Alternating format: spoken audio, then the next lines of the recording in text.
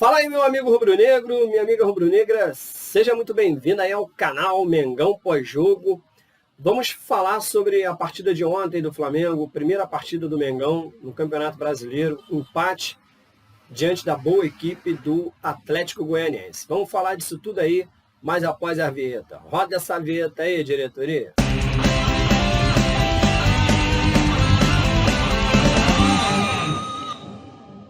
Bom, vamos lá. No jogo de ontem, em relação ao que nós vimos na terça-feira passada, no jogo de estreia do Flamengo pela Libertadores, vitória por 2-0 diante da fraca equipe do Sport Cristal, eu posso dizer que o Flamengo jogou muito melhor do que naquela terça-feira. E aí é que são as coisas do futebol, né? O Flamengo não jogou absolutamente nada que prestava no jogo de terça-feira e ganhou de 2-0. Vitória importantíssima na Libertadores, porque eu concordo plenamente com o Mauro César disse durante a partida do Flamengo lá no Peru, onde ele falava que nenhum time da chave do Flamengo vai perder para esse tal de Sport Cristal. E eu também concordo. Então o Flamengo precisava e muito daquela vitória e conseguimos, mesmo jogando uma partida medonha, né?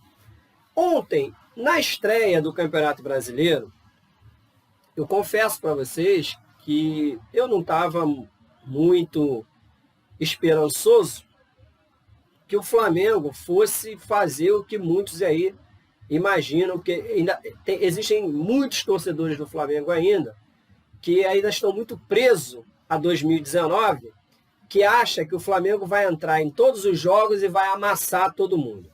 Pode esquecer, porque no momento o Flamengo está passando por uma reformulação. É isso. Eu esperava, sim, que o Flamengo ganhasse a partida, né? Mas que fosse um jogo muito duro. O Flamengo poderia vencer, mas que venceria por um placar bem apertado. E o que nós vimos ontem foi um jogo realmente muito bom de ambas as equipes. O Flamengo, ao mesmo tempo que ele flertou com a vitória, ele também flertou com a derrota. Tá? Eu achei que no primeiro tempo, após o gol do Atlético Goianiense, que foi anulado de forma correta pelo VAR, né? O jogador estava de fato impedido. O Flamengo melhorou muito naquele primeiro tempo. Achei o Flamengo melhor no primeiro tempo, com muito mais domínio do jogo, da situação. Tanto que os primeiros chutes, de fato, com perigo no gol do Flamengo, foram já faltando cerca de 5 a 6 minutos para o término do primeiro tempo. Foi quando o Hugo Souza começou a fazer algumas defesas da partida. Porque do restante, teve um determinado momento que no canal Premier mostrou que o Flamengo já tinha dado 5 chutes no gol contra 0 do Atlético de Goiás. Então o Flamengo era melhor na partida, achei até que merecia sair no primeiro tempo, ganhando por 1-0. Tá? Pelas chances perdidas, teve 2 chances com o Gabigol, teve uma chance com o Bruno Henrique. Enfim, o Flamengo perdeu várias oportunidades no primeiro tempo. Veio o segundo tempo e aí nunca pode deixar de faltar a entregada maior do nosso jogador iFood, né? Andrés Pereira tentou fazer um passe longo, aonde ele pega uma bola, onde ele tinha espaço para progredir, ele tentou um lance esticado para o Gabigol entrar na cara do goleiro.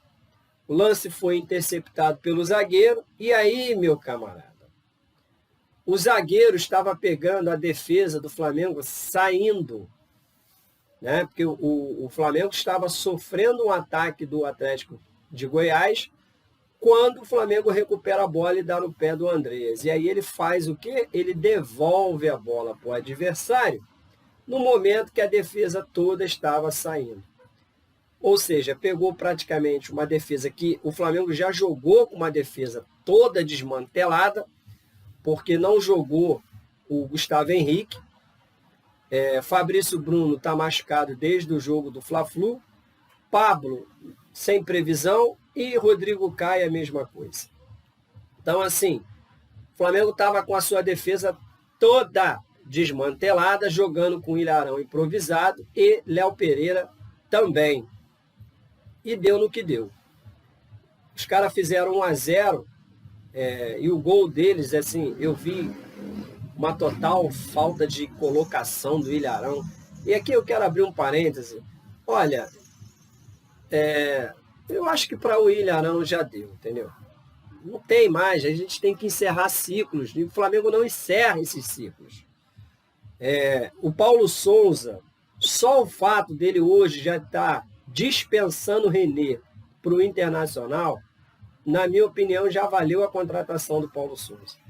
Porque teve que vir um cara lá de Portugal para dizer que o René não serve mais para o Flamengo. E aí eu quero falar o seguinte, René, muito obrigado, René. Muito obrigado por aquele pênalti que você bateu contra o Emelec, onde todo mundo achava, inclusive eu aqui, que você iria perder, mas você foi lá, bateu até com um pouco de categoria, no cantinho, tirou do goleiro, e com isso o Flamengo chegou a seguir em frente naquela Libertadores e conseguimos o título tão aguardado há 38 anos. Então, muito obrigado, René. Segue tua vida no Internacional, seja feliz, jogue mal sempre contra o Flamengo, né? Retribua o favor que o Flamengo lhe fez por todos esses outros anos, porque tudo que você fez de bom no Flamengo foi esse gol de pênalti. Só. E mais nada. Então, o René já deu. E o Arão já deu também. Tá? Eu não estou criticando aqui o Paulo Souza pelo fato dele ter escalado o William Arão ontem, de zagueiro, porque de fato era o que tinha para colocar.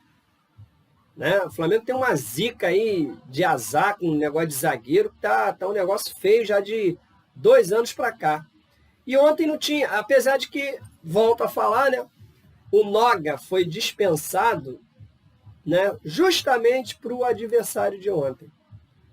E aí estava lá o Noga ontem, né, na arquibancada assistindo o jogo e o Flamengo sem zagueiro. Maravilha. Né? O amadorismo que impera ali no Flamengo é algo assim impressionante. Mas tudo bem, vamos lá. Com relação ao Flamengo, ao futebol apresentado no Flamengo, é óbvio que tem que melhorar muita coisa ainda. Mas não dá para ser cego o suficiente para dizer que não houve uma evolução do jogo de terça-feira para o jogo de ontem. Por favor, né? O Flamengo, mesmo com uma defesa toda desmantelada, o Flamengo teve muito melhor no primeiro tempo. E no segundo tempo, após ter tomado o gol, o Flamengo foi para cima, conseguiu criar outras oportunidades de gol, né? Uma com o Pedro, que chutou no travessão, numa belíssima defesa do goleiro do Atlético de Goiás, e a bola explodiu no travessão. E teve mais um lance que o Pedro perdeu quase que na pequena área, uma cabeçada, não é muito forte dele, que ele cabeceou para fora.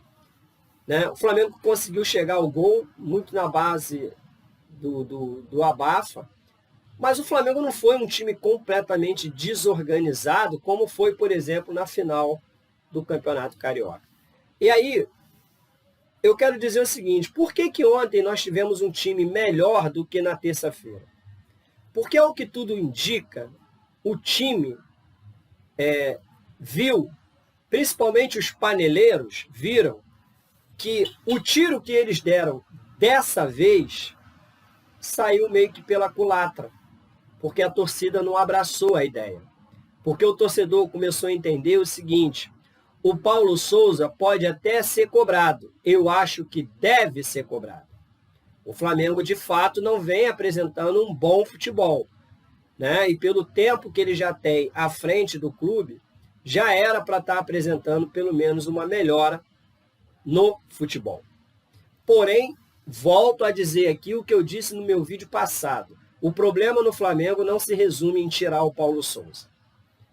Tá? O problema no Flamengo não se resume em você tirar o Paulo Souza e trazer Jorge Jesus ou Guardiola, seja lá quem for. O problema do Flamengo vai muito mais além do que isso aí. São os problemas internos que já foram definidos aqui pelo Domenech, pelo Rogério Ceni e por tantos outros que já passaram pelo Flamengo. Jorge Jesus mesmo, que quando foi embora do Flamengo disse que o maior problema, o maior adversário do Flamengo era o Flamengo. Então todos eles falaram a mesma coisa. Então dessa vez o torcedor começou a entender que não é somente o técnico o grande problema do Flamengo. Jogadores não querem fazer o que o técnico pede dentro de campo para ser feito.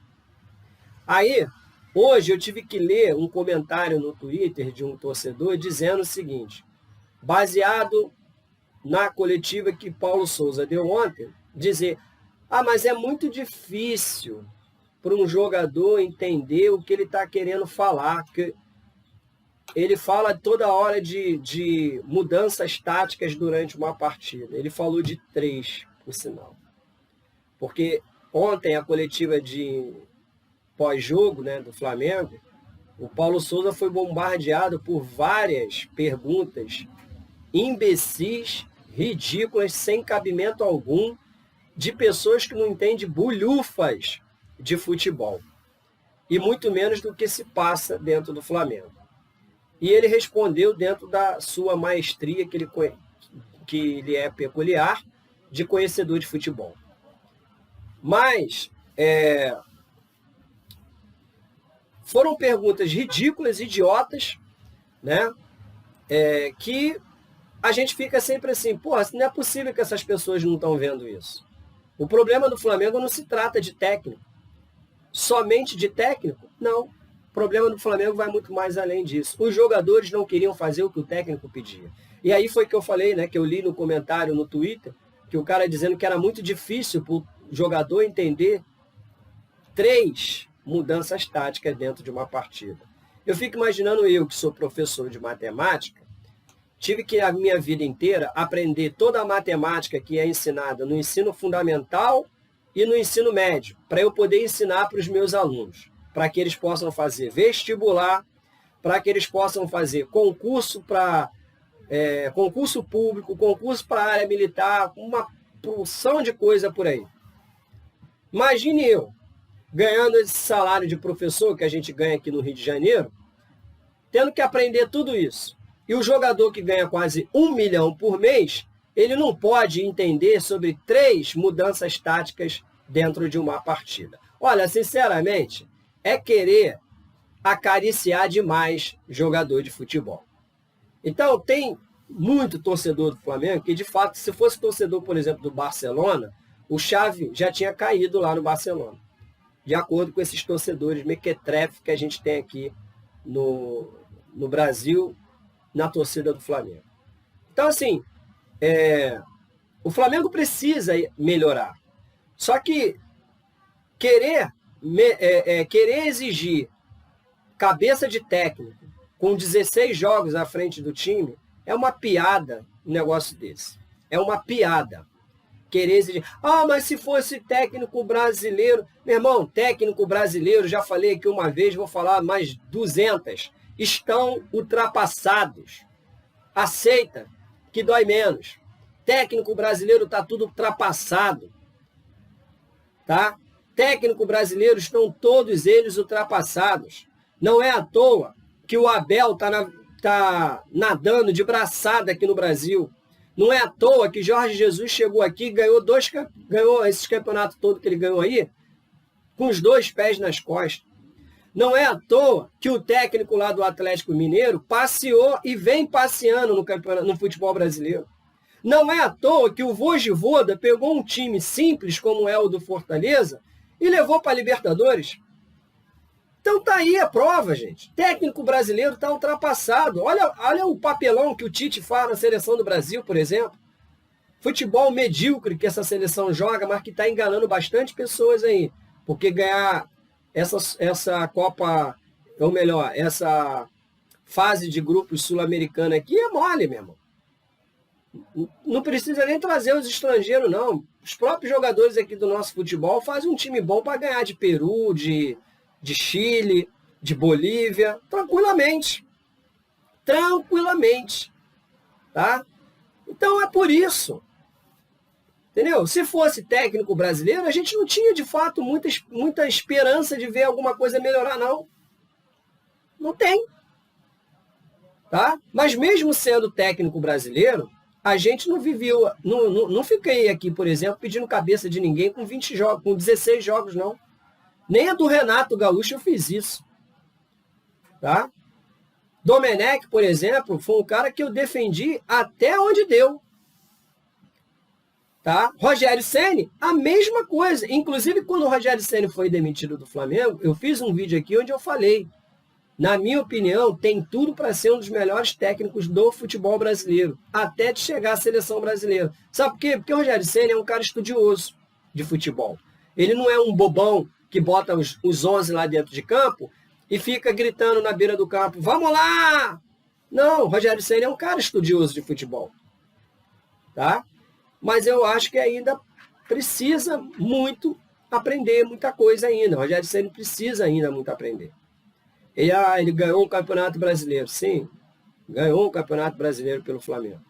Mas nós todos sabemos que o campeonato de 2020, o Flamengo foi campeão porque ninguém quis, cara. Todo mundo deu para o Flamengo. Tá? Porque o Flamengo não vinha apresentando um bom futebol, por mais que tenha dado aquela arrancada no final, mas não vinha apresentando um bom futebol. E mesmo assim foi campeão na última rodada. Tá? Então, vamos lá. A gente tem que entender, mais uma vez, que não se constrói um bom time da noite para o dia. Eu acredito o seguinte, que se os jogadores, de fato, comprarem a ideia do treinador, tá? Começarem a correr, porque é isso que a torcida do Flamengo quer. Eu já vi a torcida do Flamengo aplaudir jogadores medíocres, tá? Mas que deixavam sangue dentro de campo. Então, são esses que a torcida do Flamengo aplaude. Então, bota esses caras para correr. Bota esses caras para suar dentro de campo. Entendeu? Eles ganham muito para ficar mocegando dentro de campo. Se esses jogadores aí comprarem a ideia do treinador e com a chegada dos reforços que estão chegando, tá? Eu tenho certeza que o Paulo Souza vai endireitar esse time do Flamengo. E o Flamengo vai começar a ganhar os jogos, as partidas. E com certeza vai dar para a gente acreditar que o Flamengo vai chegar para ser campeão. É isso aí. Espero que você tenha curtido esse vídeo. Deixa teu joinha no vídeo, ajuda bastante o nosso canal. Compartilha aí os nossos vídeos e assine o nosso canal. Clicando aqui, ó, no quadradinho não, aqui no cantinho da tela onde está a minha foto. Se você estiver me vendo pelo computador ou aí nesse vermelhão grandão embaixo, onde está escrito inscrever-se, se caso você esteja me assistindo pelo telefone celular. Beleza? Fica com Deus, grande abraço, saudações rubro-negras e nos vemos no próximo vídeo. Valeu!